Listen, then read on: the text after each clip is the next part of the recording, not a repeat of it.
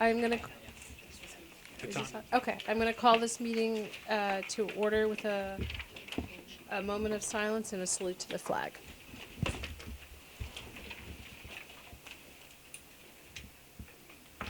I pledge allegiance to the flag of the United States of America and to the republic for which it stands, one nation, under God, indivisible, with liberty and justice for all.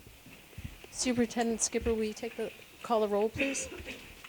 Certainly, Madam Chair. Ms. Palmer? Here. Ms. Krepshin? Here. President Ballantyne? Mayor Curtatone?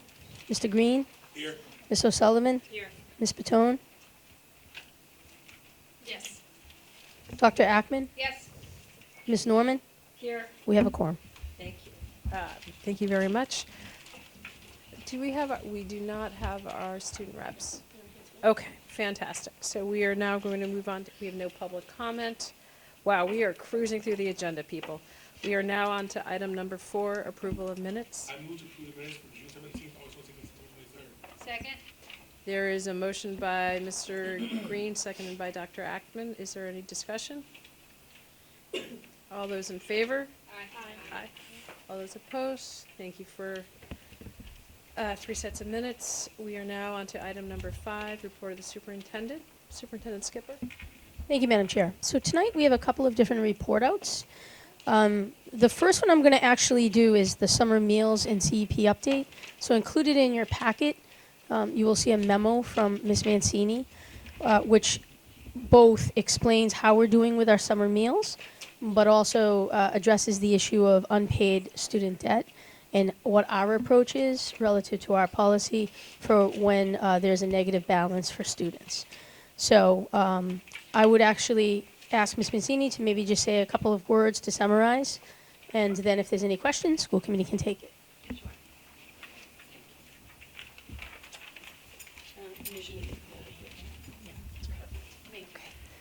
Hello, good evening. Little update on CEP. It continues to do well at the East Somerville, the Healy, the Winter Hill, and Full Circle Next Wave. Say what the letters mean. Sure. Thank you. Community eligibility provision, which means all students eat for free and no lunch applications, pretty much. Geez, we're in year 2 or 3 at these schools, and they're doing very well for lunch. We're at an 80 to 85% lunch participation. First year CEP at high school, going really well. Lunches are up about 100 to 150 lunches a day. Yeah, really exciting. That brings participation at 60%, which might not seem great, but it's really good. There's like no seats up there, so it's exciting. Doesn't seem like 100% participation, but when almost all the seats are taken, that's pretty exciting. Breakfast continues to be a challenge across the district. 25 to 35%. Capuano is one of our strongest breakfast programs, I think because it has 2 different periods, the pre-K and then the K, and the parents come in with them, which helps. Winter Hill also has a great breakfast participation at about 80%, and that's because we have the breakfast in the classroom program. I don't know if you're familiar with that. Lots of pros and cons to breakfast in the classroom, but it is at 80% there. Want me to go on to summer feeding, Mary, or talk about the meal policy? I think the meal policy. Meal policy. So we have to get a meal policy approved. We have a copy of it. It's kind of lengthy. It's also in the packet. This has to be posted on our website, has to be approved. It pretty much says that we never, ever, ever deny a student a meal in the Somerville Public Schools. We charge children. They can debit as much as they can. That kind of gets us on the whole topic of uncollected meal debt.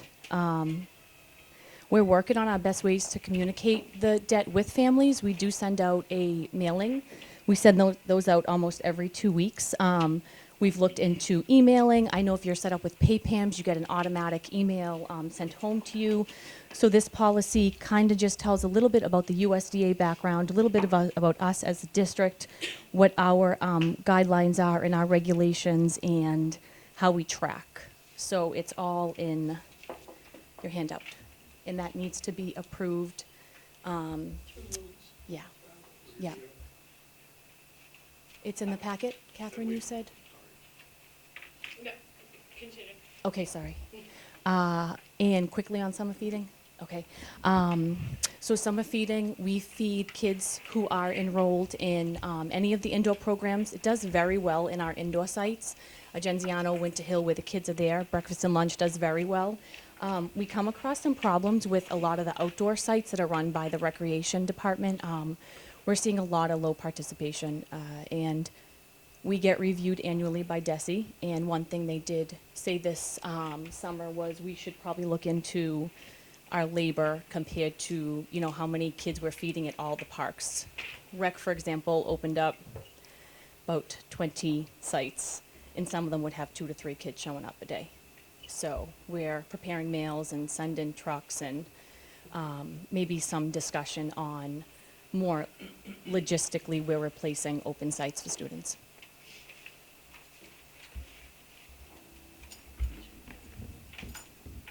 So I also want to commend Lauren and her staff. I think that the amount we've been able to do with qualifying new schools for CEP in my time over my 4th, now going into the 5th year, we've added 3 additional schools. And I think the high school was particularly important this year because we want our high schoolers eating. And as you can see from the numbers, that's actually a really high percent for high schoolers for actually getting the lunch. The breakfast continues to just be an issue and I would say it's not unique to Somerville, but it's how and when to get the food and in what way to the students. As Lauren said, with breakfast in the classroom, there is definitely a convenience factor, but there's also an attritional trade-off factor. And we see that within our own district. So that's something we continue to evaluate and to look at. And I know that Lauren is always out looking for best practice every place she goes. We've been commended for that. So I'm sure that we'll continue to look for the breakfast pieces. And, you know, as those become available that we see something that might work better for our students, we will certainly take advantage of that and give that an opportunity. Are there questions? Mr. Green?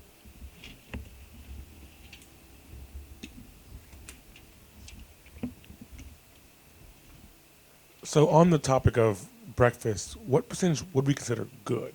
Like, what would the percentage be that we would be like, all right, we're where we want to be? Like Mary said, it struggles across the entire country, actually, and you would find that, like, oh, I'm sorry. Sorry, not used to the microphone. Yeah, that's okay. It struggles across the country. It's actually something that the USDA and DESE has put a pretty big emphasis on. We actually got some awards at some of our CEP schools for being breakfast challenge champions. Chad and I went, and Dr. Green last year. So I would say about 25 to 35% is actually the average. There's a lot of pros and cons, like the timing of the breakfast. So we're about average, unfortunately. Right. So I appreciate that. I guess I'm not sure what the percentage is that would be where we wouldn't be considered to be a challenge anymore, where we're like, oh, this is what percentage of people should be getting breakfast. I think we'd want 100% of our students eating breakfast because good start to our day. But I don't think that's realistic. I would say maybe where the Capuano is or the Winter Hill, but there's a lot of different reasons why students don't eat breakfast in school. So lunch is a little different. We have a captured audience. They're all there for lunch, you know. Yeah, I mean, I think what we would want to say is any student that we would want all of our students to have access to a healthy breakfast. I think that, you know, what we've heard even from parents is that breakfast is something they tend to do in the morning with the kids before bringing them to school. And so it isn't that our students aren't eating breakfast, it's that they've already eaten, and that's the reason for it. But there's always availability for a student that hasn't eaten. The nurse has extra meals. The counselors have extra meals. I mean, we've really tried to cover the bases so students know if they come to school hungry at any age, they can always go to a trusted adult. And we've also extended the breakfast time. It's now until the first homeroom period. So it used to be just 7:30 to 8. For questions, I think I have Dr. Ackman, Ms. O'Sullivan, and then Ms. Palmer. And I'm going to ask you, when you're done, to then pass the mic over to Ms. O'Sullivan, and we won't go back. So I'm curious, and I guess this would be to the superintendent as well as to you. So, and this is, I will own in part based on a private school I taught at, but one of the things they did, because it was a socioeconomically diverse school, is the breakfast was available to parents as well as the students, which then fostered a community and allowed parents to eat. Do you know, I say this in part because I know the superintendent is very good at finding grants for things. I assume that's not built into CPE, but CEP, working on it. But I'm curious if there's a grant for something like that, because from lived experience, I know that, builds community and gets families in and gets the kids eating there. Do you want to respond? Okay. It was a nice thought. So it's an excellent point, and I think that we are exploring this relative to the supper programming foremost, because that seems to be the meal that students don't have access to as much, and that there is a convenience factor for the parents. There are several private foundations that we're talking with and exploring who play in this space and may be a future partner for us. Thank you.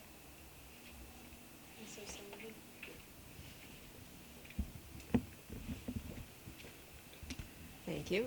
Could you explain how it works at the high school and whether students need to go to the cafeteria to get the breakfast, or is it possible to get it like on their way to class and take it to class with them?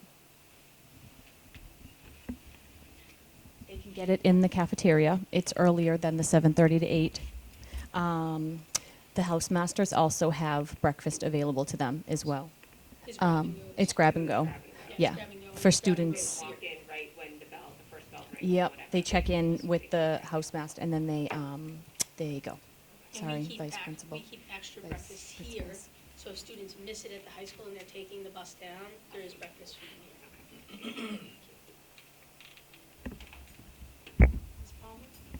So just to clarify, they're allowed to eat it in class then, because they're Yes. grabbing it, Yes. yeah. Yeah, the teachers have been, sorry. The teachers have been very flexible with allowing that. I mean, I think all the adults recognize it's just important for the kids to eat. They don't want anybody sitting there hungry. I have two questions, well, a question and a comment.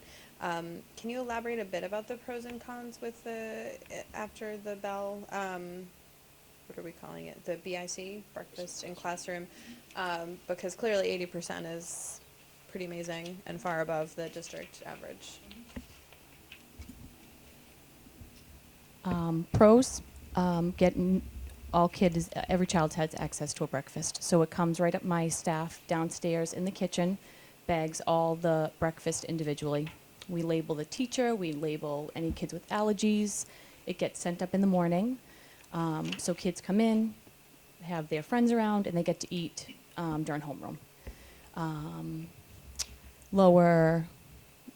Chad could probably speak to this because it was at his building as well. So that's definitely the good part. Attendance was better. Nurse visits were improved. Tardiness was improved. If I remember correctly, we did all this study a couple years ago. The nutrition quality is definitely not as good as a hot meal downstairs in the cafeteria. We can't bring up like the oatmeal. We can't bring up the hot eggs. So there's definitely was a challenge with the nutrition value. That was definitely one of the biggest challenges that we had. The staff does their best. They're in at 6:30 though, and then by the time they heat everything up and get it upstairs, they don't really have much time because Winter Hill has 450 kids. So it's one breakfast for every kid. So that's definitely hard. Storage can be an issue as well. Where we keep it all, it's in bins, and it's a lot. You need a lot of storage for it. We do our best when there's leftovers, to what we can reuse, we reuse it. But I don't know if you have anything else since you kind of saw it. Sure. One of the things, when we first started the program, we went to visit a couple of schools, and they had probably 98, 99% of kids eating, but what they were eating, we were like, yeah, we're not doing that for our kids.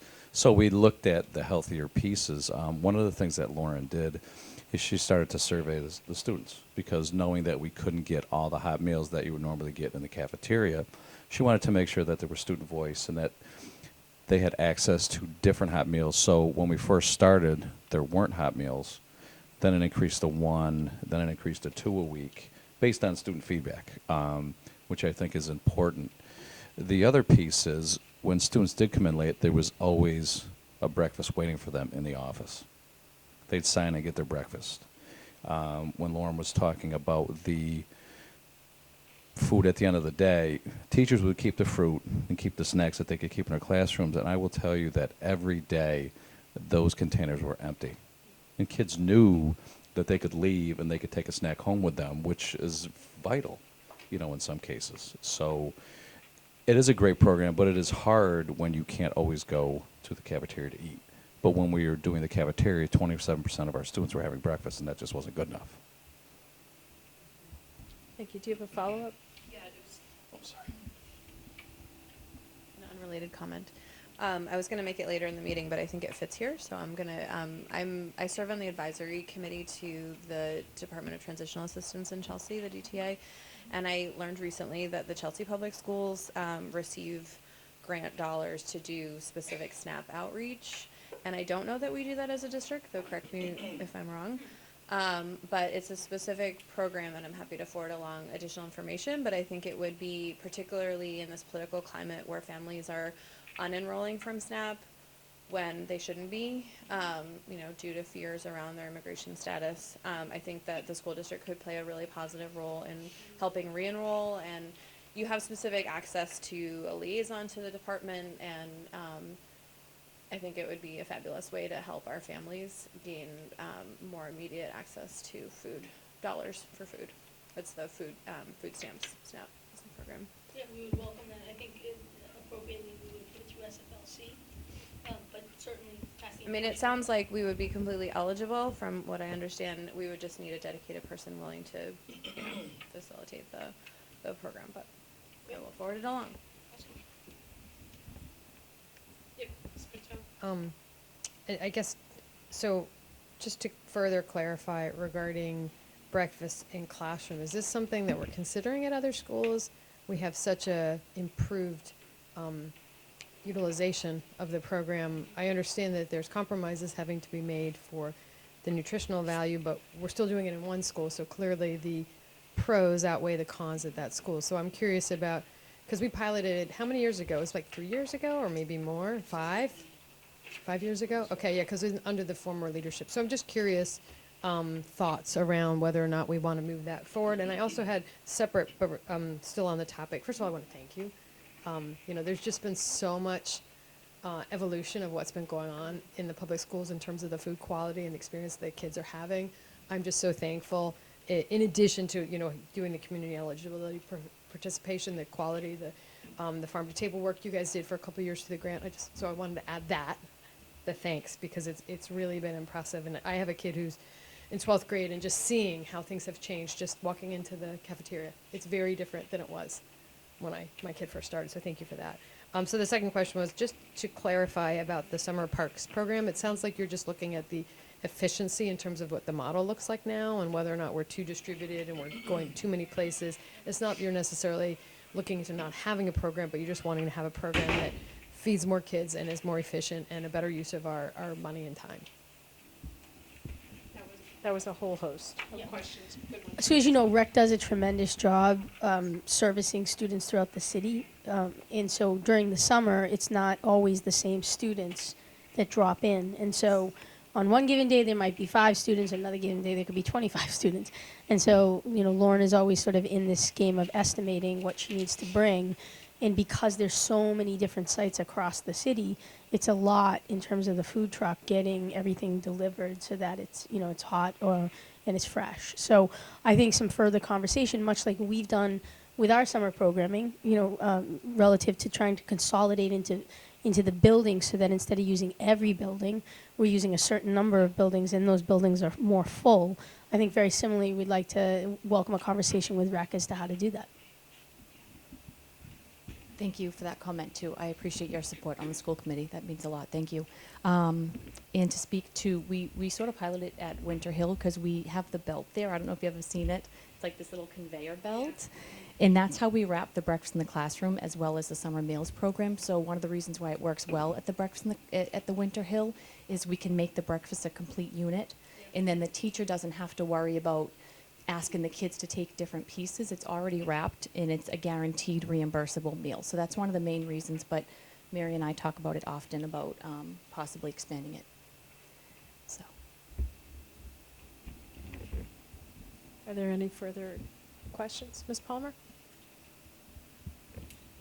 Just a quick follow-up on the summer meals. I know it had been an issue, the gap periods, and I'm wondering if we have found a solution to that or not. The school ends and then the summer meals don't start immediately, and so it's anywhere between a 7 and 10 day period, which I know is a staffing issue and it's very complicated. So I'm just wondering if we had come to any resolution or had any thoughts about it.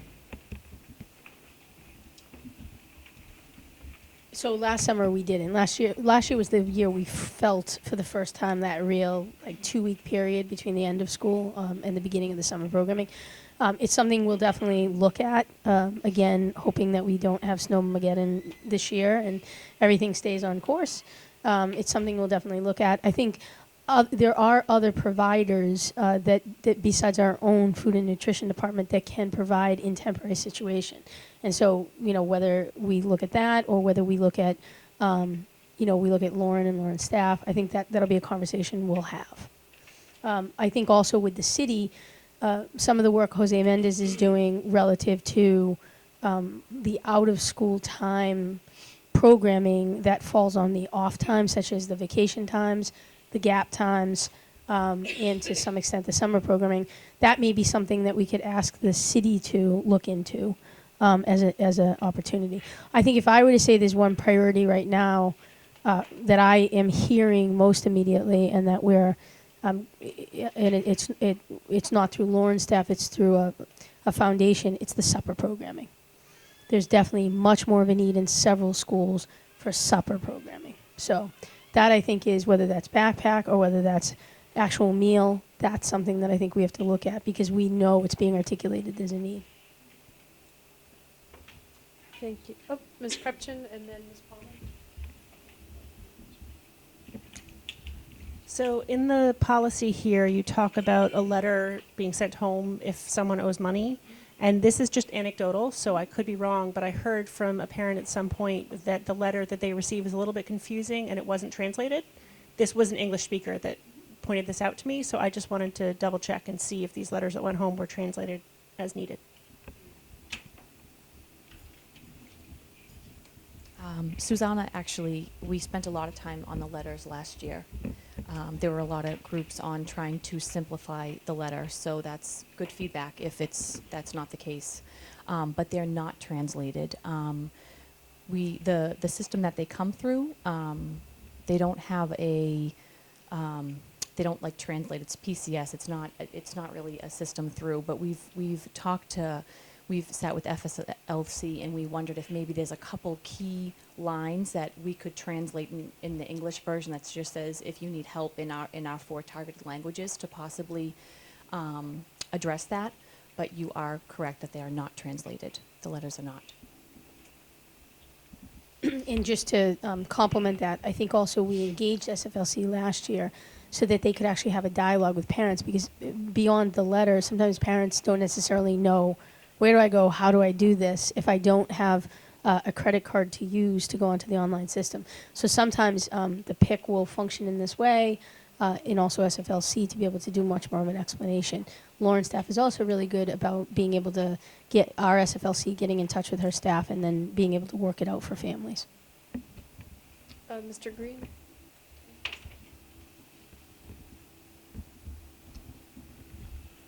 So I appreciate that the policy is going to go to rules for approval and review.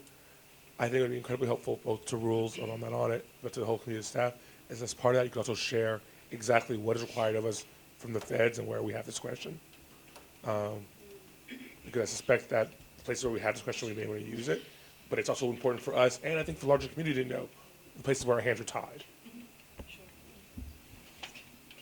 Can you clarify what policies come in rules? I'm sorry, I missed the. Meal charging policy, it should be in It was in the package. Okay. Thank you. Yes. It's in there. So just a quick follow-up on the language. I know that you worked with SFLC on that. We have in the student database flagged when we have limited English proficient families. So I'm wondering if there isn't a way to be able to pull those batches, or is it just that it's all automated through an external system, that's not a possibility? It's automated. It's automated through And a it system. actually extends beyond limited English proficient, because some of our families, even though the student no longer is, they still would like the home language. So Right. it's actually a much larger batch of Yeah. students. But unfortunately, your system is pretty limited. It just doesn't offer the opportunity. Okay. And because the letter's different every month, it would literally be customizing every single letter going, whether it's the amount or whether, what the charge was. A couple months. So we send monthly invoices if there's outstanding balances? Is that what you're? Even more often. I've been doing them more often, just about every 2 weeks. Is that the best use of our district Resources to be sending out, this is first class mailed letters to try to. Guess that's more of a comment. I mean, I think it's good to let, the feedback we've gotten from parents is that it's helpful for them to know when they owe something as opposed to when they owe a huge amount, that at that point it becomes very difficult for them to pay. Or like for them to even know that they might be in a negative, so that if their student doesn't say can't get the, the snack bar, the cash only, that it's because there is a debt there. So the feedback we got from the parents was to try to do it more often. It's not, in fact, this comes out of Lauren's budget, which, as you know, is self-functioning in terms of the dollars. Mr. Moss, did you want to? I did. One of the things, I was fortunate enough to work closely with Lauren for 7 years because her office is housed at Winter Hill. And one of the things that she mentioned at the beginning was no matter what, students were never denied a meal, which I think is important to note. I've watched her run her meetings with her entire staff, and that was something that was always at the forefront. Yes, we want to collect the money. However, we know it's also important that students will eat no matter what the situation is. And I think I want to commend you, and your staff, because I've seen it firsthand at Winter Hill before CEP came, but I've seen it in other buildings as well. I mean, there's never a question. You can see it on the screen, but you have your lunch and you go and you eat. And I think that's very important. And that speaks to, Lauren's staff and how she runs. It's all student focused. Mr. Green, did you have another comment? No, you're all set. Just because I also feel like it fits here, and I will be gone when this comes up again this June. But I had raised the Food Security Coalition, of which I'm a member, was talking about reaching out to graduating seniors, specifically related to SNAP too. And if there's any way that we can think of doing that, as college students, there are many low-income college students who can't afford to eat, and if they're preparing meals separately, not living at home, they can be eligible for SNAP. And it'd be great to just give that information out to our graduating seniors. Food insecurity is a huge issue on college campuses today. Dr. Ackman? I just wanted to clarify Mr. Mazza's point, and this is more to reiterate for the public. There have been news stories about kids who, I think not in Somerville, when they're in a negative balance for their school lunches, are given something subpar, not the actual meal for the day. And my understanding is that never happens in Somerville, and that there's no shame attached to a negative balance, and that your staff have been trained to make sure that it's not just that everyone gets the same, it's that there's no shame applied explicitly when a child's family is in a negative balance. And so I just want to make that clear, because it's not just that they eat the same thing that everyone else has, and to me that's a strong point of pride and something that we should be talking about. And I mean, if I'm mistaken, please let me know, but it's something I've been telling people, so if I'm mistaken, I definitely should know. Removing the stigma, and it's something I'm very proud of. So thank you, and I just wanted to echo what Dr. Ackman said and what Ms. Patone said, is the meal service has evolved huge amount since I started 15 years ago. And it is stunning, and kids are responding. And I remember when the salad bars were introduced, and then I remember when salad bars would run out, and I was like, wait, what? So you have helped to evolve, not just in school, but what kids are willing to try and eat outside of school. And it is, we talk about lifelong learning and lifelong habits. You're helping to create them, so thank you for that. And just to formally say to the chair, Ms. Palmer's chair of rules, that the policy's in here, and we'd like you to add that to the growing list of topics. Thank you. Thank you so much for coming. I'm sure your day starts early tomorrow, so I know this is a long day. Thank you for joining us. Thank you very much. Thanks, Lynn. Thank you. Thank you. Superintendent? Yes, so Kaylee Smith is our brave and courageous leader of our summer programming here in Somerville. Also is in with our Promise program over at West Somerville. And the summer programming, as you know, we've invested a lot in, both in resource, but also in really looking at it year after year to ensure that we're reaching the students that most need it, and that it is engaging, and that it has the types of resources that students most need as part of it. So whether that's academic, social, emotional, physical, whatever, well-being, whatever that is. And so Kaylee came into this having traditionally run the summer, the special education summer school, and this past year took on the whole thing. And it went awesome. Compared to the first year of summer school to this year, the evolution from Glenn DeSoto down into Kaylee was that there are fewer issues, more and more students enjoying it and having positive feedback. So with that, Kaylee has shared some important data with you, and she's going to do a bit of a presentation. And I think, are you going to be doing it up here? No, okay. Super techie, so Okay. Walk through, okay. yeah. Thank you.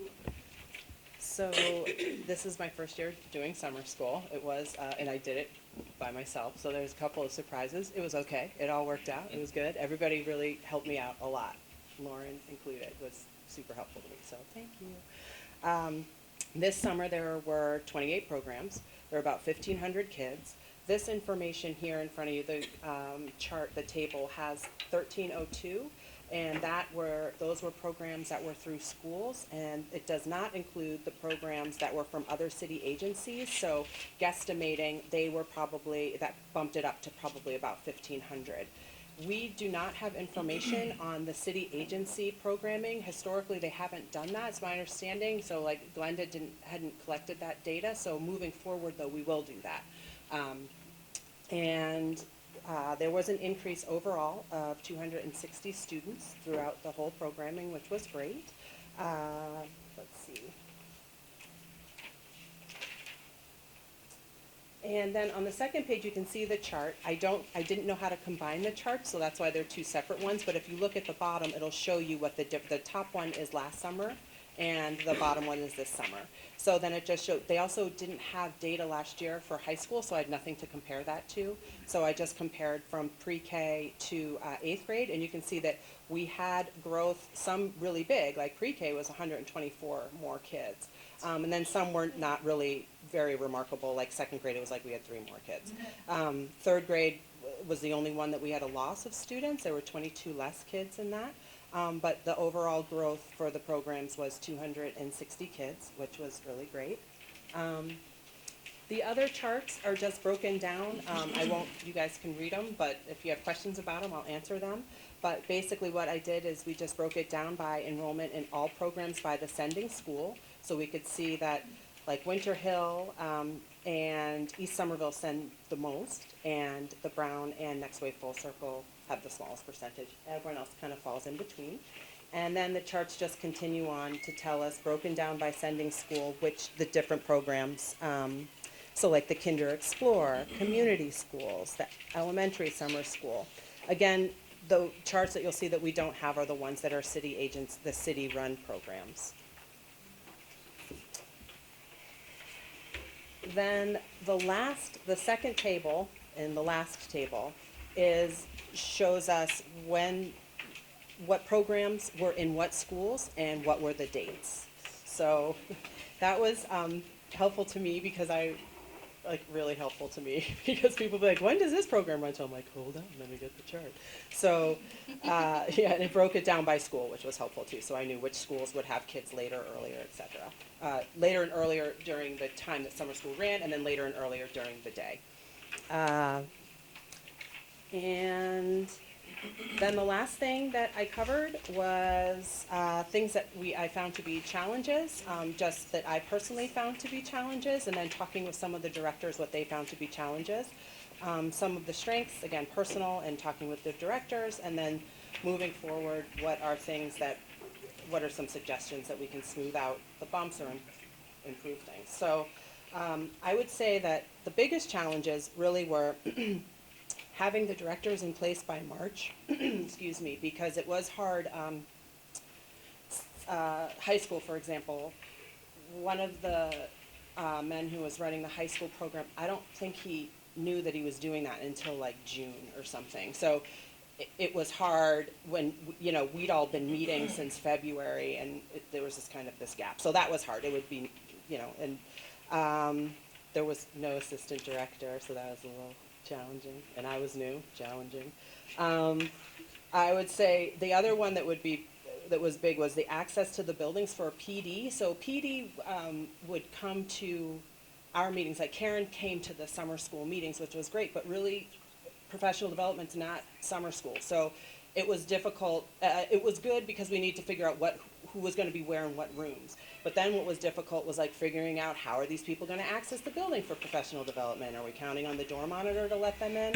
And then a lot of programs didn't have door monitors, so that was challenging too. And communication was, it was a strength and a challenge. One of the examples I think of for a challenge is at the East Somerville this summer, the police had their junior police academy running there at the same time. There was not any communication to me, or as far as I understand, the district really. It was just kind of like, this is your space, you can use it, yay, welcome. But then one of the things that happened is they had like a SWAT drill or something. They were showing the kids, like, here's the SWAT team. But it really freaked a lot of kids and families out who were not part of the program, the Junior Police Academy program. So if that had been communicated that was going to happen, then we would have shared with our kids and families, like, this is what's going to happen, don't be alarmed. They were alarmed, so we learned from that. So communication was a challenge. But communication was also a strength. I think that the directors were really good about communicating what they needed. They were good in responding to requests that were made of them. They were all very dedicated. Everybody came to work. We had when I worked in the special ed summer school, we'd have, not a lot, but we'd have some staff calling out or for various reasons or coming late, and that really wasn't an issue this year, which was really great. So some of the suggestions moving forward is with the special education, it is a 4-week program. It's at the Capuano, but there is an autistic strand, and those kids stay for an extra week, so that's a 5-week program for them. What happens is they leave the Cap and they go to the Winter Hill for the last week. And this year it was kind of weird because the way that summer school fell, school got out so early, so really it's like, I think the regular programming ended on like Wednesday, and then the kids had to go to Winter Hill for like the last 2 days of the week, and then like the first 2 days, Monday and Tuesday of the next week, and then the program was done.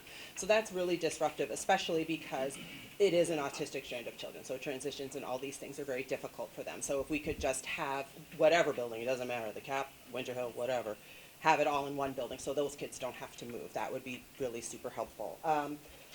Another thing,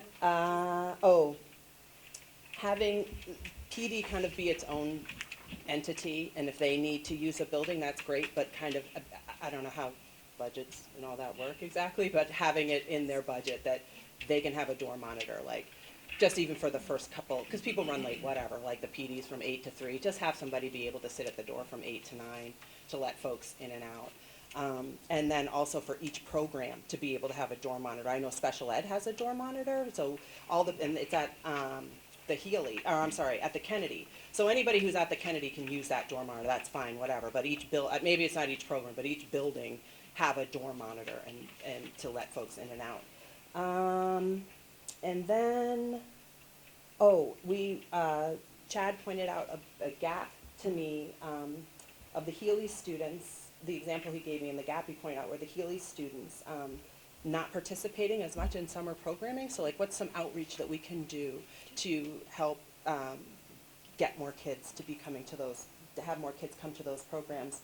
And are there other types of programming that we should consider? So I don't know, like, should we have like dramatic arts or visual arts or something in addition to the things that we already offer? So that's the synopsis. I'm ready. Hit me. Thank you.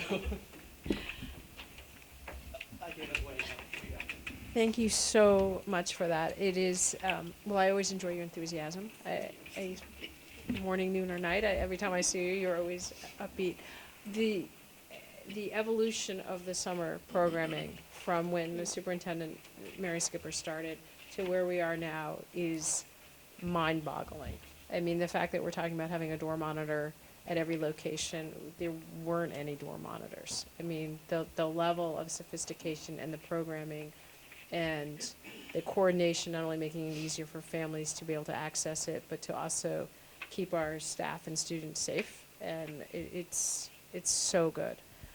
So thank you so much. And I love the graphs of where the kids are coming from is new, and it is very, very helpful. It really points out where we need to do some more work, and the strengths and challenging. I love data.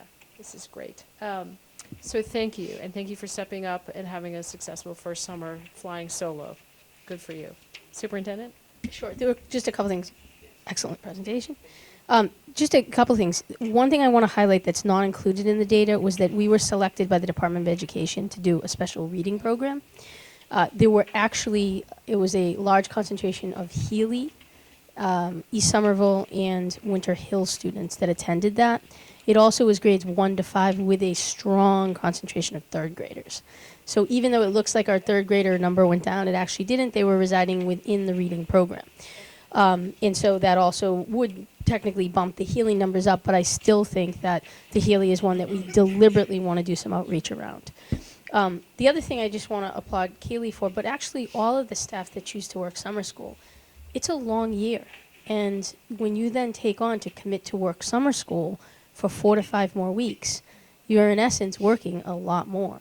And people forget that. It's we do outreach in district first, but we end up always having some staff from outside of the district who work with us. And that requires sort of its own culturalization and, getting them oriented to how we do things. People forget that summer school is summer school. So all of the intricacies of the school year reside in summer.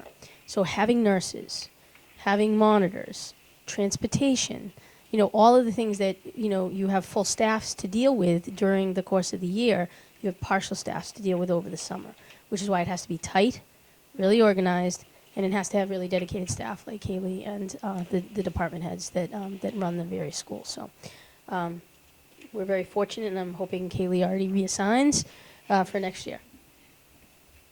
Mr. Green and then Ms. Krepchen.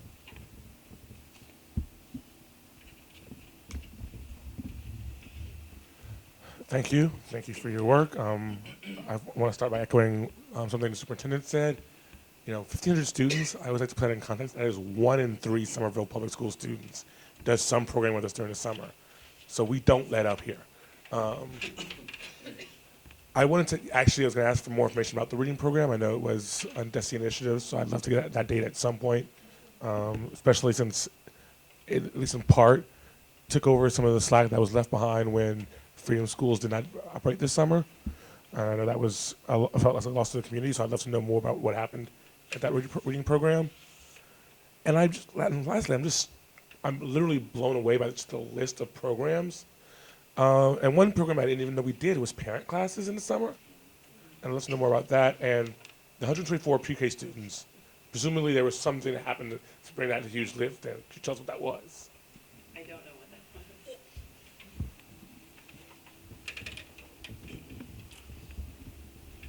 I mean, it really was enrollment. It was outreach. It was outreach to make our pre-K parents aware that the opportunity was there and how important we felt it was that they attend.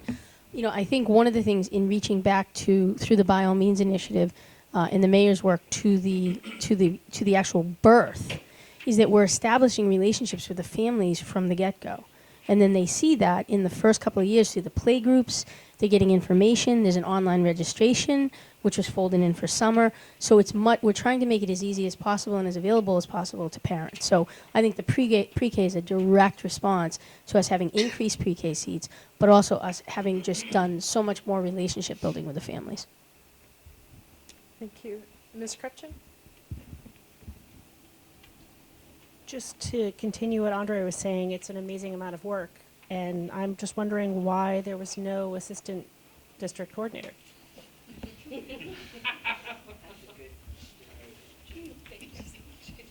We did our best to recruit for one, and honestly, the person that had done a stellar job and been in charge of the program the prior 2 years as an assistant director could not commit to that level of involvement. So we ended up splitting up the responsibilities. That person ended up doing a lot of the data crunching and daily attendance, which is a big piece. There's phone calls made to all of the families every time a student doesn't show up. That's the reason why you look at the numbers of the percent of students coming. I'd put us head to head with anybody that we're actually not only offering, but getting the students here. We were able to parse out the responsibilities, and I would also say that, to Kaylee's point, that some of the folks who were running the departments played a deeper role, more like lead teachers than previously. So the goal is always to have two, because even for Kaylee, she may get sick or something may happen. The other thing we did was centrally, we were strategic in who took vacations when, so there were always central staff available and supporting the program. And that will hold true in the years to come. Mr. Mazza? Sure. First of all, thank you. Excellent report. I can speak a little bit to the reading program, the Institute. Christine Travisoni, Ori Harrell were able to recruit Melissa Orkin. And basically this program was centered around phonemic awareness, phonics, fluency, and comprehension. There were 37 students that were enrolled, grades 1 through 5. Classes were about 5 or 6 kids at the most, with 2 certified teachers who went through the specific training on skill building. Students were given a pretest, and then it was determined what specific skills teachers will be working on with the kids throughout the entire month of July. I can tell you the commissioner came end of July to tour the program. It ended up being in his newsletter. He was so impressed at what he saw. There were middle school students, 6th grade students, that when they entered the program made the comment, "I'm not really sure why I'm here. I can't read. It doesn't matter." Those same students read for the commissioner, wanted to read for the commissioner. So something that was happening in those classes is working for kids. So when we met and to debrief with the commissioner at the end, it was, how can we expand this to more schools? How can we expand this training to more teachers, not only here, but across the state, and to affect more students? Because it works. And we will definitely get you the data. But it was an impressive program, and we hope to do it again, because the students that couldn't necessarily read found the love of reading, which is fantastic to see. Yeah, excellent points, Mr. Mazza. Also to know that Melissa Orkin is continuing to work with our special education department. So she works through Tufts, and she is one of the most renowned reading specialists that there is. She is somebody that is not only continuing to work in professional development, but she's actually following the cases of each of the students. So the 37 students, it's not as if it was one and done, but we're actually making sure that we're following their progress this year. Whether it was the teachers or the students that went through the training, they all came out very clearly more empowered around the art of reading. It was also, interestingly enough, not just Somerville teachers. There were Arlington teachers, Medford teachers, Malden teachers, and Cambridge teachers. So it really was a great eclectic opportunity for staff who are always trying to figure out how to teach reading, to do so together, and to not really care what district they came from. think, are there any other questions or comments? I love the attendance rate chart. It is so powerful that summer's programming is interesting enough that you can get attendance rates in the 80s and 90%. That speaks well to it. I would also love to, over time, the students in the reading program, where they wind up and what kind of gaps we're starting to close. So, thank you so much. Thank you for getting through another 6 months. Superintendent, the personnel report? Actually, the personnel report, there are no additional retirements. It's in the package just so that you can see any kinds of moves. But I did have a few quick notes. As we continue to work toward eliminating achievement gaps and ensuring that every one of our students has access to the programs and resources that will help them continue to grow and thrive, we're very excited to have received a 2-year, $250,000 grant from the Boston Foundation to support our Equity in Action initiative. These funds will be used to build out an equity dashboard on our Student Insights data system, which, just to remind folks, is something that we've built and we've customized through the support of Boston Foundation, as well as several other entities, local college, MIT being one of them. And this is really going to help us to pay attention to and look at data and to see where our own inequities are through the lens of the dashboard. So we, again, want to thank Boston Foundation for that. We will be doing an update of Student Insights and actually showing you how the tool has evolved at a school committee in the near future. I also want to congratulate the boys basketball coach, Mark Antonelli, for being named the 2018-19 North Division II Coach of the Year. He's led the Somerville High Highlanders varsity team to a 15-5 record last year and a Northeast Conference South Divisionals championship title. We appreciate his dedication to the students, and we wish the team continued success this year as we go into a new season. We also want to congratulate the 2019 Somerville High School varsity golf team. The team recently won the Greater Boston League Golf Championship, and varsity golfer Aiden O'Donovan took the GBL MVP honors. The team qualified for the MA Division II state championship title for the first time in school history. And we're scheduled to compete for the state title in Boxford today, so we've not had word yet. I just also want to remind that CPAC is actually doing their meet and greet tomorrow night from 7 to 9 o'clock at the neighborhood restaurant at 25 Bow Street. All are welcome. Some school committee's fall office hours, which I'm sure you'll all be sharing with the audience, will be kicking off. And final reminder that on Election Day, on November 5th, that it's Professional Development Day for staff from 8 to noon. And that all schools will be hosting parent-teacher conferences that day from 12:30 to 2:30. Please check the website for any additional information on the parent-teacher conferences. So that concludes my report. Thank you very much for that. Maybe we'll come back. Maybe one of us can read out the office hours. We are joined by our student. Can you? All right, Ms. Krepchen. To the rescue. I found it. All right. So our coordinated fall office hours start tomorrow morning, Tuesday, October 22nd, from 8:15 to 9:15 a.m. That will be Laura Patone with Ward 5 City Councilor Mark Niedergang at the Kennedy School Coffee Hour. Then on Thursday, October 24th, from 5:30 to 7 p.m., we have Carrie Normand at Angelina's Pizzeria on Holland. On Friday, October 25th, from 9 to 11 a.m., we have Emily Ackman with Representative Mike Connolly, Senator Pat Jalen, and Ward 1 City Councilor Matt McLaughlin at the Cross Street Senior Center, which is 165 Broadway. Saturday, October 26th, 12:30 to 2 p.m., Lee Erica Palmer with Senator Pat Jalen and Ward 3 City Councilor Ben Ewan Campen at Forge Bakery at 626 Somerville Ave. Saturday, October 26th, 3:30 to 5 p.m., we have Carrie Normand with Representative Christine Barber and Ward 7 City Councilor Katiana Ballantyne at Angelina's, pardon? And Senator Jalen, thank you, at Angelina's Pizzeria at 230 Holland Street. Tuesday, October 29th, 5:30 to 6:30 p.m., we have me with Carrie Normand at Block Cafe at 11 Bow Street. Friday, November 1st, 8 a.m. to 10 a.m. will be me again with Ward City Councilor J.T. Scott at the home of J.T. Scott at 269 Washington Street. Saturday, November 2nd, 9 a.m. to 11 a.m., we have Andre Green with Representative Christine Barber at Winter Hill Brewing Company, which is 328 Broadway. Saturday, November 2nd, 1 to 3 p.m., we have Paula O'Sullivan and Carrie Normand at Diesel Cafe, which is 257 Elm Street. And then Sunday, November 3rd, 10 a.m. to 11:30 a.m., we have Laura Patone with Ward 5 City Councilor Mark Niedergang at the Armory Cafe at 191 Highland Ave. Thank you. Do we have these posted anywhere on the website? I believe Susanna, I just don't remember. I believe Susanna. I believe Susanna has posted them. I'll confirm. I think in connections they have been, yes. You just didn't connect it, for sure.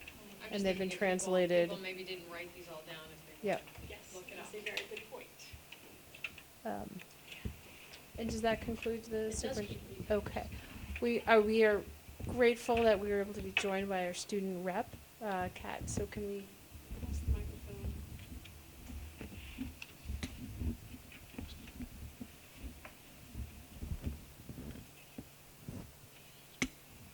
Thank you, and thank you for having me here. Unfortunately, Natalia couldn't make it, so I'll be giving the report. So first of all, for the Student Leadership Council, we had Ms. Foreman come in and Ms. Feely to talk about the HAT policy, and the Student Leadership Council will be proposing a rewrite for that policy because a lot of the administration feels that it's no longer relevant because people use it for other reasons than the original intention of the policy, which was to prevent gang violence. So the Student Leadership Council will be proposing a rewrite. Also, another student came in during that meeting to talk about like the lunch, and there's been talk about like the possibility of an open campus or like different lunch. We also discussed about how it is free for all students. So we've kind of been talking about that.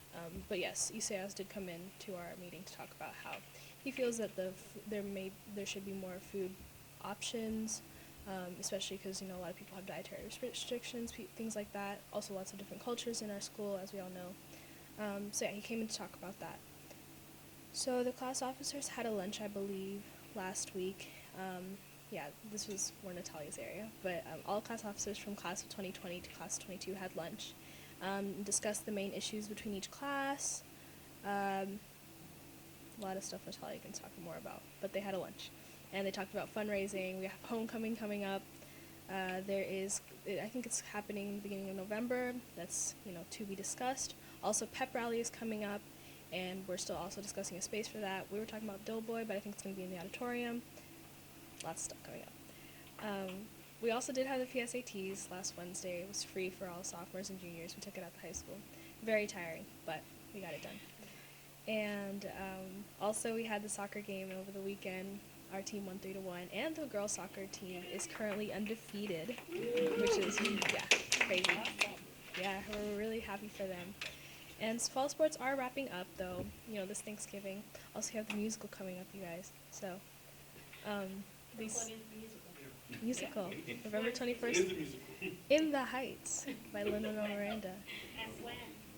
November 21st to November 23rd, yes. Thursday, Friday, and I think 2 performances on Saturday. Whew.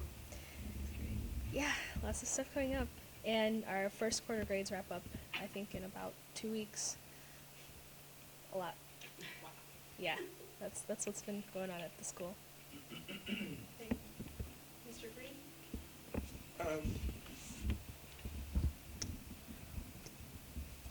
So this is not the first year the open campus thing has come up from students. I know that last time it came up, the feeling was that given all of the construction and the dislocation of this year was not the year to consider it. But I hope that over the course of this year, preparation for next year and year after, this is a question that school committee will take up.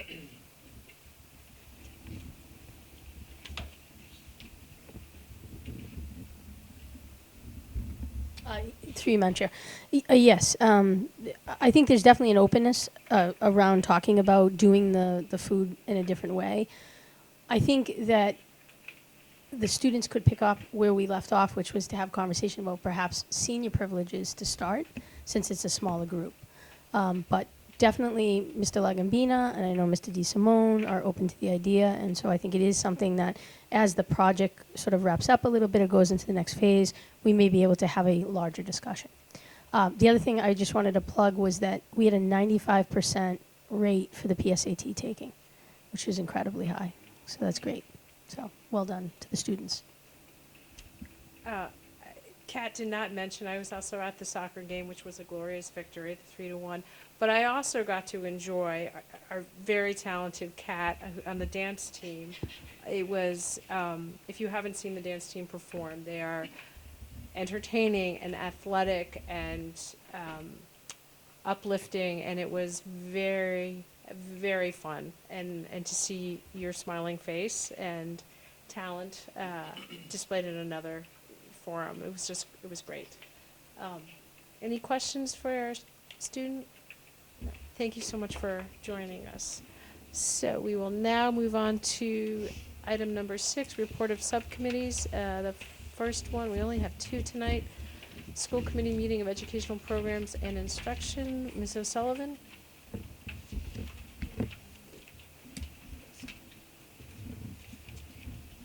Thank you. The Ed Programs Subcommittee held a meeting on October 7th. We started at 6:02. Members in attendance were myself, Dr. Ackman, and Ms. Batone. Participating district staff included Assistant Superintendent Mr. Mazza, and from the Winter Hill, we had Principal Goslin and educators Mara Paley, Lindsay Weaver, and Jennifer Miller. STA Vice President Megan Brady also attended. Superintendent Skipper, as well as school committee member Lee Palmer, joined the meeting partway through. The one topic on the agenda was the district's work to implement trauma sensitivity in schools. Teams from the Winter Hill, East Somerville Community School, and West Somerville Community School were the first cohort to begin a 4-course series on trauma sensitivity, and they've completed the first course and are beginning the second this fall. 3 additional district schools are starting the first course this fall, so they're the second cohort to go through this. Team members from Winter Hill stated that they now implement school practices and make decisions through the lens of trauma and the impact that it has on children and adults. Trauma sensitivity is embedded in all that they do.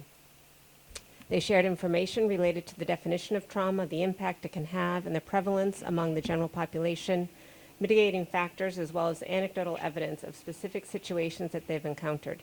Trauma-sensitive practices can increase a child's ability to engage and improve behaviorally and academically. It relies on the ARC framework, which stands for Attachment, Regulation, and Competency. Staff discussed how this framework aligns well with both the core beliefs and the values at Winter Hill, as well as the responsive classroom approach used in the school to support social-emotional learning for all students. For example, one tenet of this framework is that small actions can have a big impact, such as the responsive classroom daily morning meetings and closing circles in classrooms, greeting students at the door, and providing spaces for students to take breaks, and positive teacher language. Another example is the connections to work done around growth mindset in the school and student competency. Staff stated that the district's Second Step program also dovetails well with this work because it provides concrete lessons, but that it can be hard to fit in because of time constraints and that the kits need to be updated. Meeting participants discussed the reality that adults in the school community could also have experienced trauma and currently working in demanding situations that can contribute to stress. Staff mentioned that the mindfulness workshops for teachers have been valuable and the importance of developing a culture where it's okay to acknowledge stress and ask for help. The discussion of how to expand this important work touched on new teacher onboarding, mentoring, and surveying educators on trauma-sensitive practices and resources.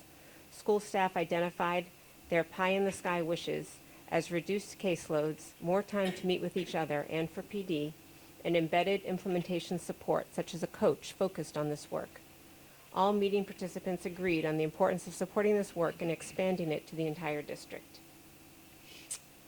At the end of the meeting, Dr. Ackman made a motion to approve the meeting minutes from June 17th, which passed unanimously, and we adjourned at 6:58 p.m. And I'd just like to say that I've had the opportunity to actually start this course myself through my day job, and it just further reinforced how wonderful it is that we're doing this in this district. And I think that we're doing it in such a strategic way by having leadership teams from schools going and then bringing it back to their schools, and I love the fact that, as they said, it's just embedded in everything they do.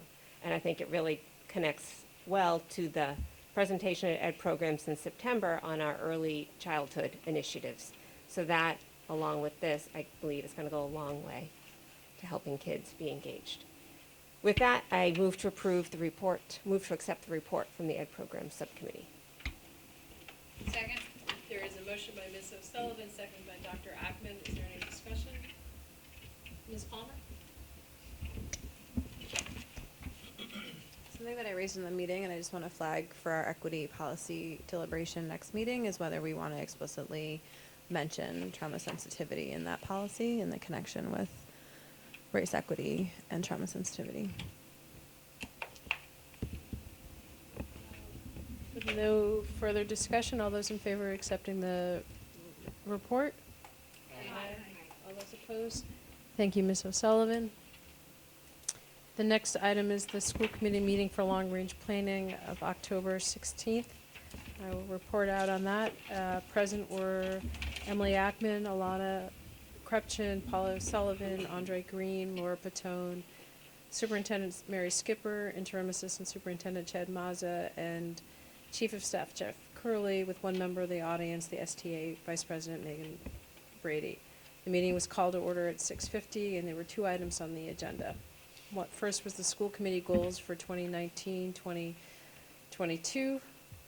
A motion was made by Mr. Green and seconded by Dr. Ackman to accept the October 15th draft of the school committee goals. The committee discussed the importance of communicating how the goals are connected to the proposed equity policy and how the goals are a deliberate departure from previous, more narrowly defined goals. The reasoning behind the shift is the acknowledgement that more fundamental work needs to be done in terms of human capital, allocation of resources, student enrollment and programming, and transitional academic and other indicator benchmarks as essential elements of deeper systemic changes. The committee also discussed the need to develop an opening statement to the goals as a way to frame how they fit together and how they form sort of a unified effort. Mr. Green volunteered to draft some language. Superintendent Skipper acknowledged she was not yet satisfied with the language of the fourth goal on transitional benchmarks and reported that she was going to ask district leaders to further develop the language before the school committee considers the goal at the next full school committee meeting on October 21st, this meeting, which is our next agenda item. School committee members were encouraged to get any additional feedback to Dr. Curley by noon on the following day, and he would then work on another draft of the goals for the full school committee to consider.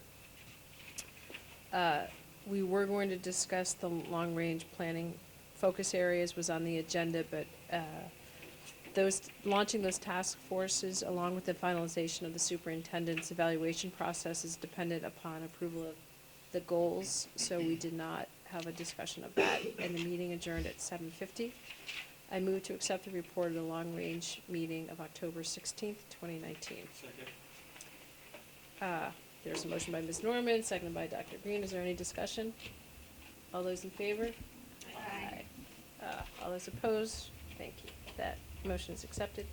We are now moving on to, quick unfinished business, Mass Association of School Committees Conference Delegate and Resolutions. I'm just raising it one more time in case anyone had any other input we wanted to give to our delegate and our,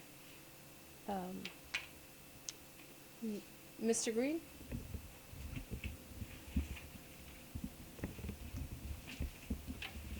It's just to inform my colleagues that as the resolutions are currently written, obviously pending amendments, what have you, my inclination is to vote yes on all of them.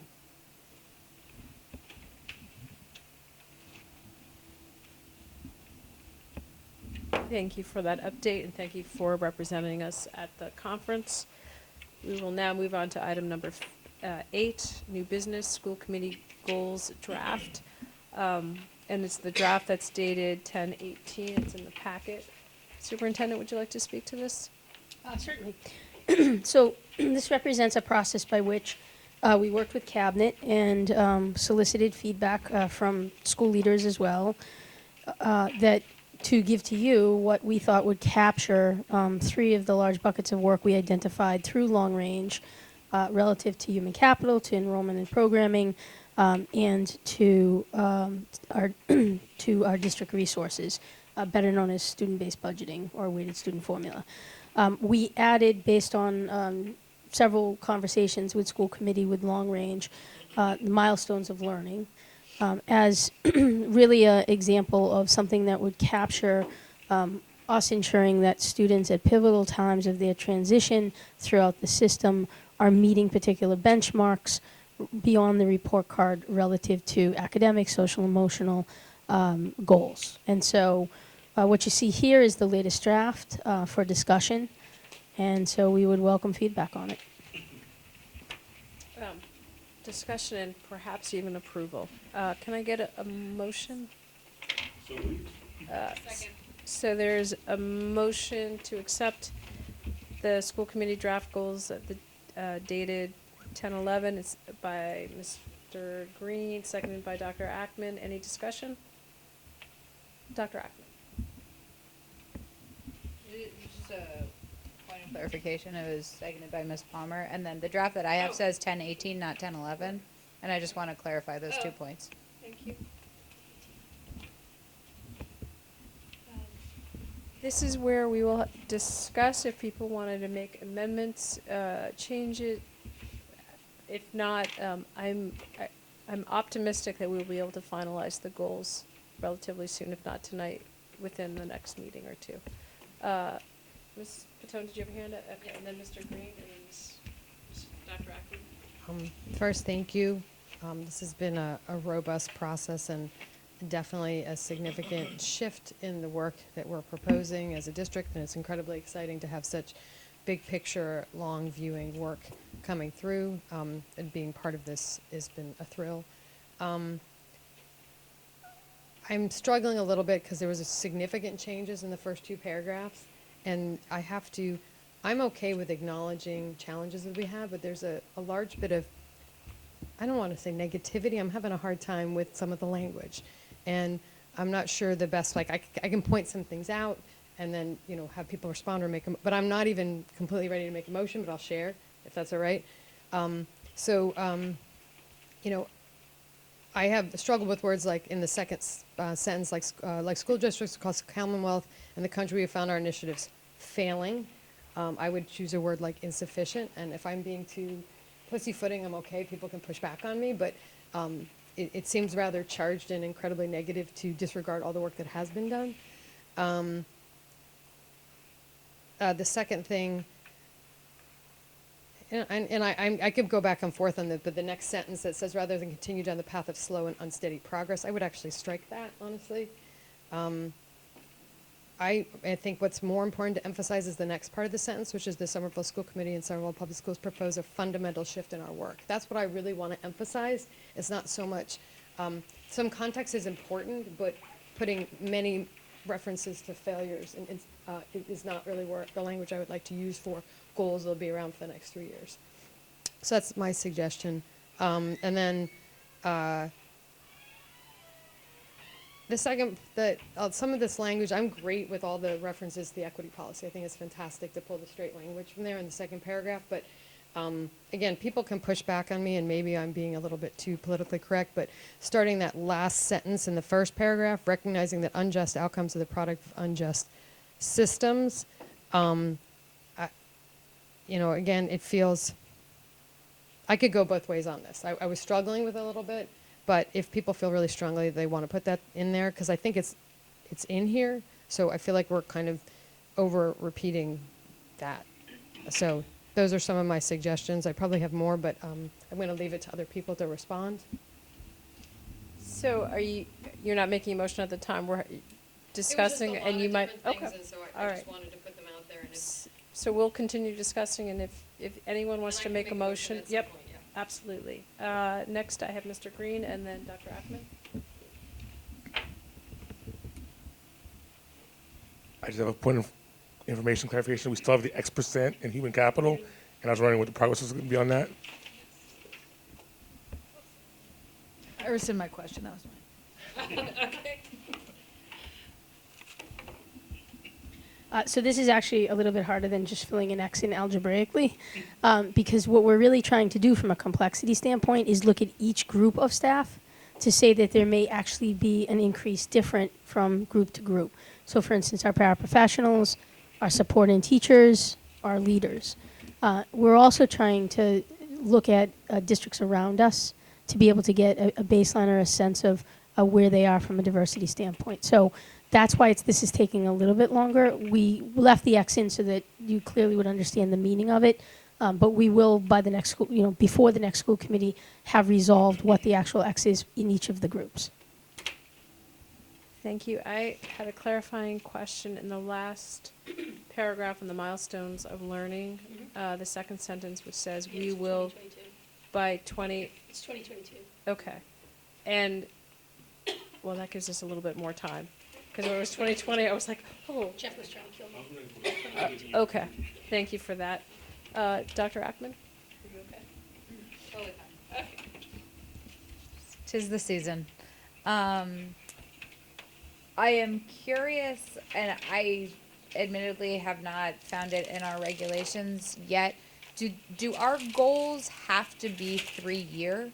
Because these are so lofty, we as a body, I'd like us to consider making them possibly longer term, which I will own is an idea that was rooted in a conversation with my colleague, Ms. Patone.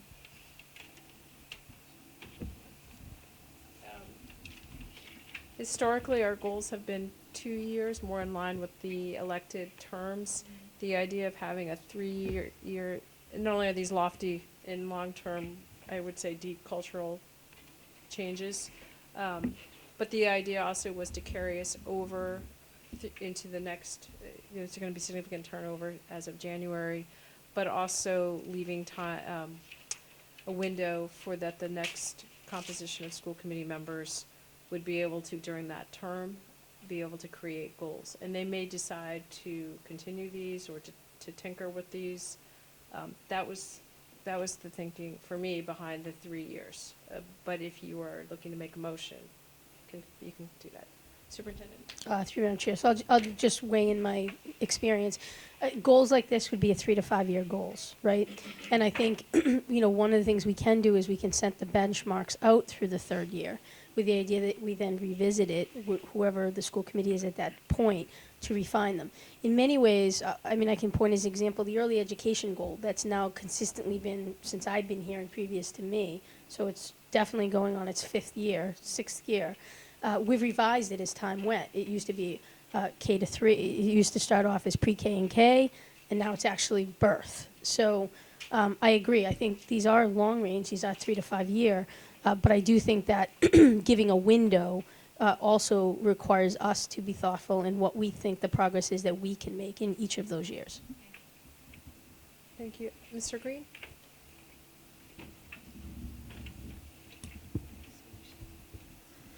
I would hesitate to make goals any longer than 3 years because 4 years from now, all of us could be gone. And that feels like I don't want to weigh down the bound future school committees more than I feel is appropriate. We know there'll be some continuity to the next term. Past that, we have no way of knowing. Mr. Mazza? Through you, Madam Chair. So if you think about the 3 years, year 1 is an analysis. Year 2 is the planning stage, and then year 3, you implement when you set your goals. So that's why they're 3 years. But when you get to that implementation stage, then you can extend so you can see the progress that's going to be made. Thank you for that. Any other discussion? So in terms of the time frame on this, obviously without the X solving the equation for X, we cannot take a final vote on this, but if there are motions or changes you would like to make, I encourage you to do them tonight or to come prepared to our next school committee meeting. I would love to get this finalized. Ms. Patone and then the superintendent. Did you want to hop in there? Oh. I just want to say through you, Madam Chair. I think part of the value of tonight was to make the audience aware of the types of goals these are, and that they're grounded in the deep work of equity that we hope and intend to ensure transforms within the district. I think the comments around the introductory paragraphs, any changes to those, we can certainly rewrite a bit, but I would appreciate if you could give that feedback directly to us, so much as we have through the iterative of the process. I think in the human capital for the audience, what we're looking to do is to ensure that we have a diverse workforce that is talented and ready to serve the students in our district who are diverse in ethnicity, in race, in language. So I think what you'll see in the human capital is that what we're talking about is taking all facets of human capital, be it all the way from the hiring process and the recruitment process through to the actual development and the advancement process, to ensure that we create a pipeline within SPS that allows staff, particularly diverse staff, to be able to enter at different levels and be able to move through the system, all the way up to principal, assistant superintendent, superintendent. That is the goal. I think with the enrollment in the programming, we're talking about two things here. We're talking about the enrollment study, which we're going to commission this year, to really get a sense of the city and what the various areas of the city will be working with the city as well as with an outside entity to look at the population, where we're seeing increased population, in what grade levels, where we're seeing mobility. And so that's the first step. And then the second step is the actual assignment process. And that in and of itself is a 1 to 2 year process. And that assignment process is to really look at how we're assigning students programmatically, and then also how we're assigning students to the school through choice that they're ultimately going to. And then the third, which is weighted student formula, what we call student-based budgeting, that is one that ensures for us that there's equity of resource as it flows to the student. So student A goes to the Winter Hill, and student B goes to the West. And they're both in a particular program. The goal is to ensure that they're both resourced adequately in the same way. And so that in and of itself is a 3-year process, one of which we actually look to develop the values of the weights, and then the other 2 years are to look at what that looks like rolled out and to train the staff to be able to do that. So each of these would be unusual for a district to take on more than one of these. But it's been with the support of our school committee, our mayor, and city council that equity is at the center of the work that we're doing. And so that gives me great faith and hope that we can actually tackle these 3 things. These are the things that, when tackled, lead to closing the opportunity gap for all students. The reason that gap remains is because the hard work, the deep work, is the work that often doesn't get done. So I feel very proud that I'm with a school committee and a mayor and a city council who takes on the hard work here in Somerville. Thank you. Did you have a comment, Ms. Patone? Yep, and then Mr. Green. So just to clarify, you want feedback on the intros, because we've spent a lot of time on the rest of it, and it's really, I think it's gotten very tight and very targeted and very strategic. That's the word I like to use with people when I talk about the goals, is that they're very long range, they're very strategic, and they're incredibly exciting and really can have a dramatic impact on student and families' lives. So you want us to give you directly the feedback on the thing, but that's it. So.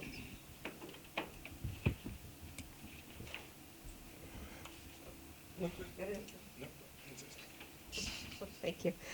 Just to echo that, I think that it is much tighter. I really think the subtitles are very helpful to understand what the essence is. And I've been thinking a lot about what Ms. Patone said about that first paragraph. I didn't read it that way at first, but I can see. So I guess just to share that I'm thinking along those same lines, that maybe a few tweaks might help shift the tone a little bit, but still leave the impact of the message. So as the primary drafter of those 2 paragraphs, I do want to, I am, as Ms. Norman will attest, when I submitted it, my first words were, this is too long, and I was happy to see it tightened up. I, however, will speak very strongly in favor of using the word failing, because that is objectively what we have done. In the 25 years since we have been measuring so-called achievement and opportunity gaps, both in Somerville and across the country, we have made virtually 0 progress. the intent has been there, and we should recognize the intent, and we have things to build upon.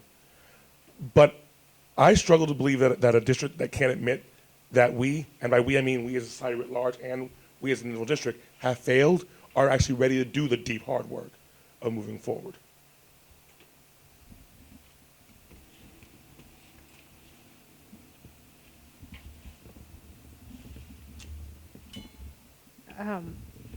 Well, overall I am thrilled with the goals and the commitment, the community commitment to do this. I would also, I would leave some of the wordsmithing up to the superintendent, but I would encourage, as Mr. Green said, to shorten it.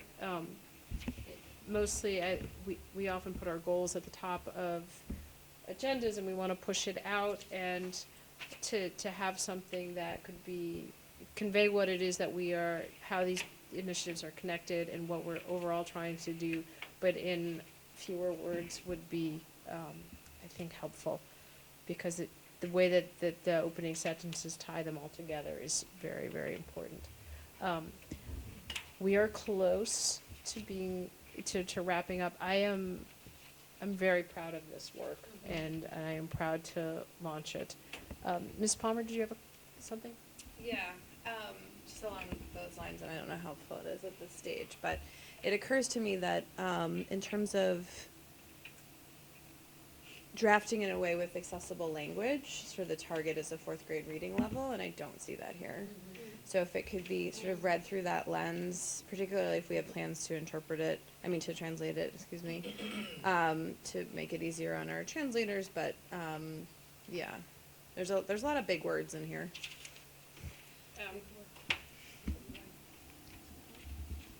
That is a good point, because we get so used to using the language, and that is a very good point. Are there any other comments, suggestions? And Superintendent, is there a date by which, if any of us want to contact you directly, that would be helpful to get them to you by? Through Madam Chair, I would say the end of this week would be wonderful. That gives us the weekend to be able to pull it together. Okay, and I think we can expect to see this at our next full school committee, along with the equity policy, which was voted out of rules earlier this evening. So that will be a fun and substantial meeting. I'm looking forward to it. Okay, so now I'm going to move us on to item number 9, items from board members.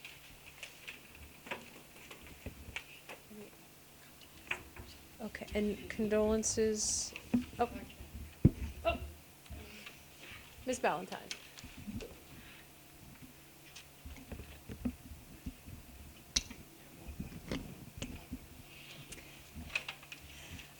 Thank you, Madam Chair. I would like to get an update on where we are with the gender equity at the high school on the athletics.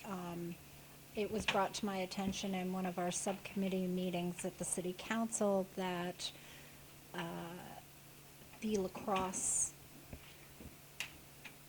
that there is only one varsity lacrosse, and that is for boys, when I was understood early on that there was going to be one for girls. So I just would like to get at the next meeting, if it's possible, just where are we on what are all the varsity teams and for each of the genders. Okay? Thank you. Anyone else while the mic is being passed around? Mr. Toad?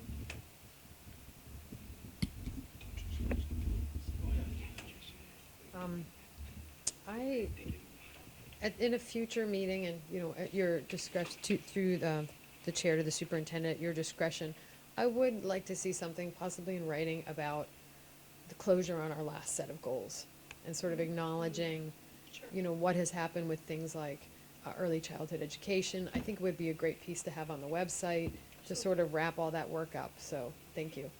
Like I said, let us know when you can do it, why not. I'm not pushing it. That is a great suggestion. Mayor Curtis.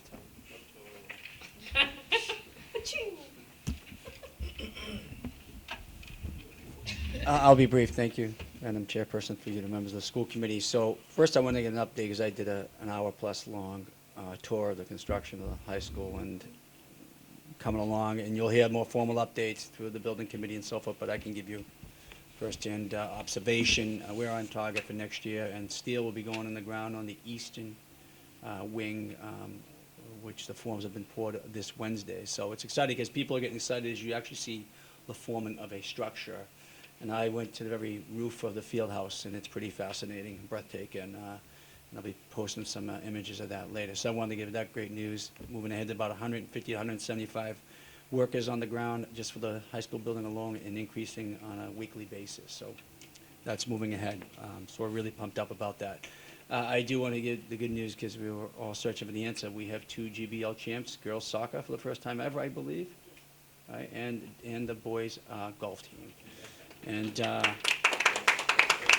so that's great, especially since I heard some really frustrating news that former colleagues at the Northeast Conference accepted another school, not as diverse as some of the GBL schools. I don't mention that school because it's not their fault, but I'm excited that GBL, which we've all worked hard to kick off the ground, is doing extremely well. All the teams from all the communities, it's going to grow, and our kids are really getting, on a parity level, really enriching competition and connections made with other communities. So it's really exciting to see that the Highlanders are rocking. It's really good.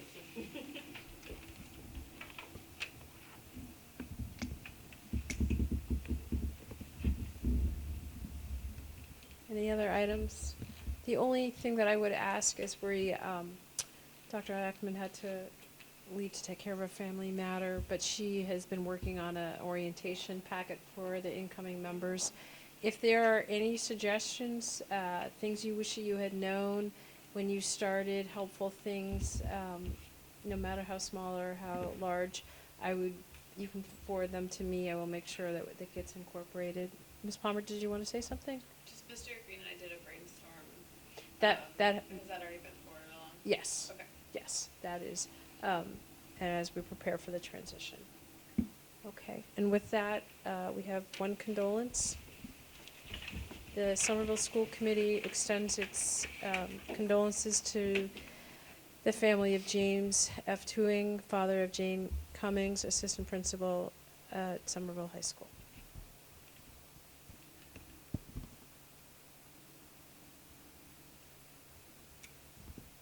We are adjourned.